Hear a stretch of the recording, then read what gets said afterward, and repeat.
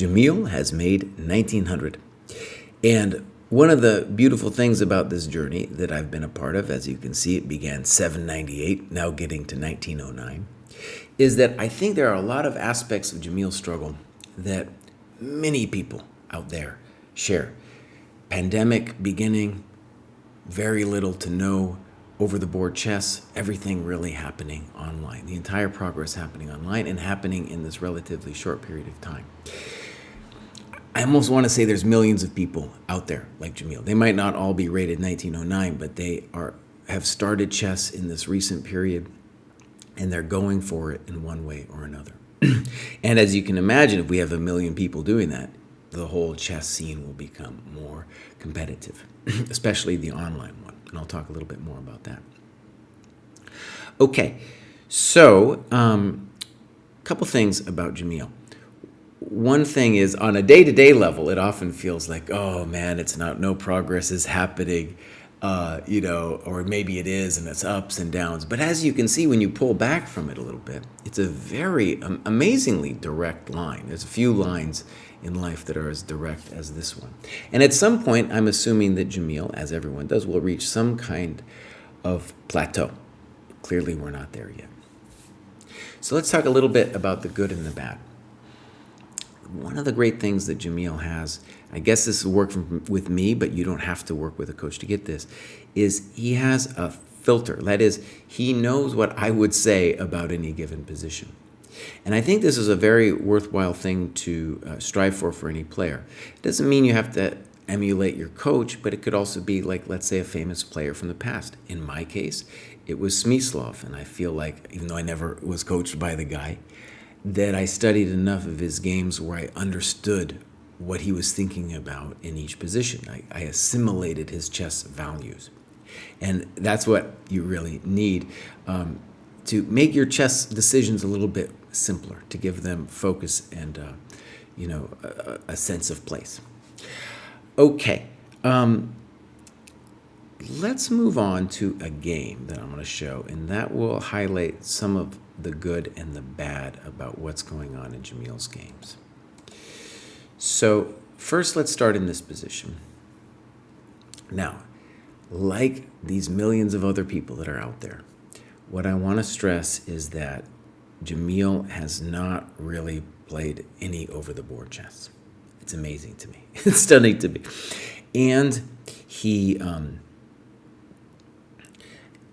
has played very little, let's say, longer games. And one problem he was having, for example, is that he's in London and our dojo league, which is a great way for people to force themselves to play longer games, is now got a European component to it, so it's no longer, going back and forth with time zones so much. And so he's able to find now, this just started, some players who are playing these longer games in his time zone. So that's a big help. Our dojo is all about these small improvements. And the thing about this is what I really want to stress is that he is not getting chances to develop his, what I'm going to call the System 2 level of thinking. And I'll link to a video here where I talked about the two kinds of thinking, System 1 and System 2, that you're going to need in the chess world. I think to a certain extent in our lessons, I sometimes push them to do a little bit of deep thinking, but even there it's kind of difficult, and there's always these online distractions that are always there, whether you're doing a lesson or you're doing a game. And by distraction, it's even just the smallest thing, the flicker in your eye or just the sense of the computer there, it's going to distract from your deep thinking. So what are we talking about deep thinking, and what are the kinds of skills he would need to get better at? I think this is a great position. So the first thing that Jameel would have to gain a sense of is the danger in this position. If white achieves bishop e3, he really has a great grip on the center, and it's hard to know what black's going to do.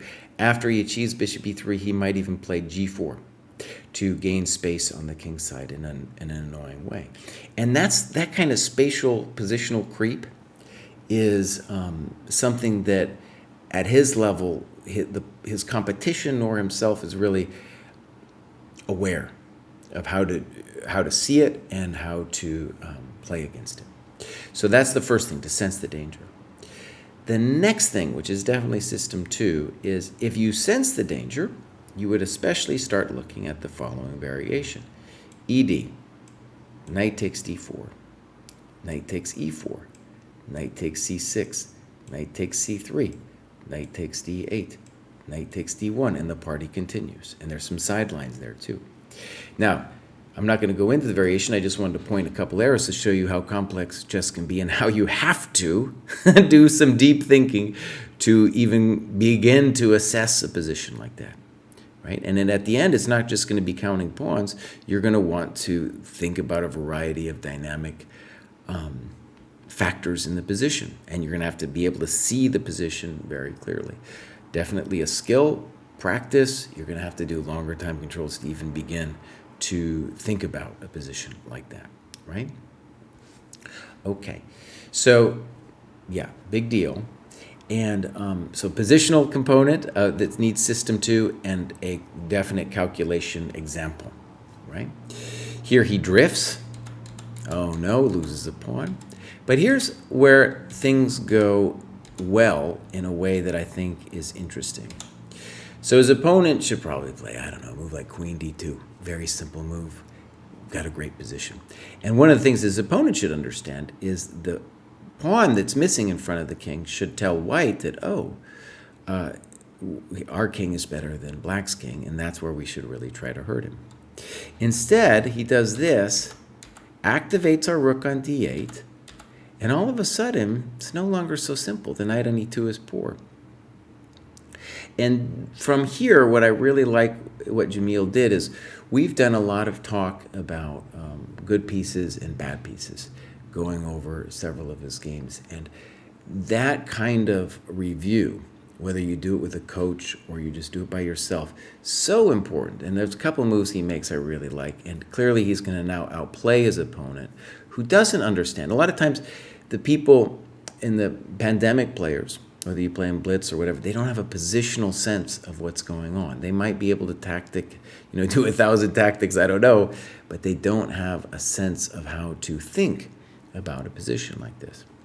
So, knight d4, beautiful, and now lovely, c6. Great move, dominating the knight. Really happy with that move. Prophylaxis, it's a skill. Interesting.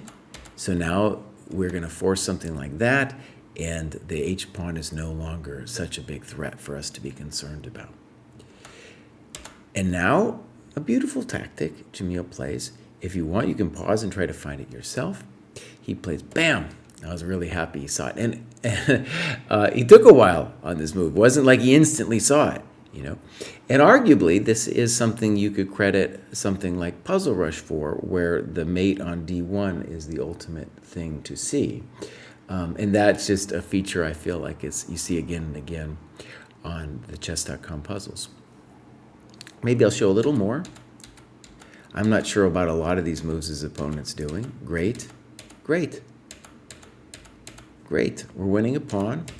And the next part, I think, maybe leaves a little bit to be desired, but I like a lot the following pawn endgame that he gets, where the big deal is we have an extra tempo to give with our f-pawn. That's why this position is winning, because we can do that. King b4, we have f6, and here we have f6, and he wins. So there it is. And again, I feel like there are probably millions of people out there who have a similar journey to Jameel's, and whether they're rated 1,500 or 1,900 or 1,000, they're part of this journey. And we have a lot of people in the dojo training program doing this. And one of the cool things about the training program is we have so many people, whatever cohort you're in, whether it's 400 or 1,500, you have a lot of people on a similar journey. And I just want to say, if you imagine, I guess, millions of people along this line, and some of them are going to go far beyond 1,900. Clearly, Jameel has not reached a plateau yet. At some point, that will happen. In any case, you imagine this huge influx of people who are trying to get better, as Jameel is. Chess is going to become more competitive. One final thing, Jameel has had such a difficult psychological time, I think, playing over the board. He's had some life, stuff with life. Life gets in the way. It happens to everyone. But I want to say he shares that, I feel, with these millions of people, that they have been playing online and they're reluctant to play over the board for what they see as a hassle, but also I'm sure it's a psychological barrier. And the problem then, I think, with their progress really is how do they get the deep thinking that's necessary, like that calculation exercise. You don't just sit down and do it. It takes a lot of practice before you can really visualize the position that then results in a whole series of moves like that. Okay, so I'll see you next time when Jameel breaks 2,000.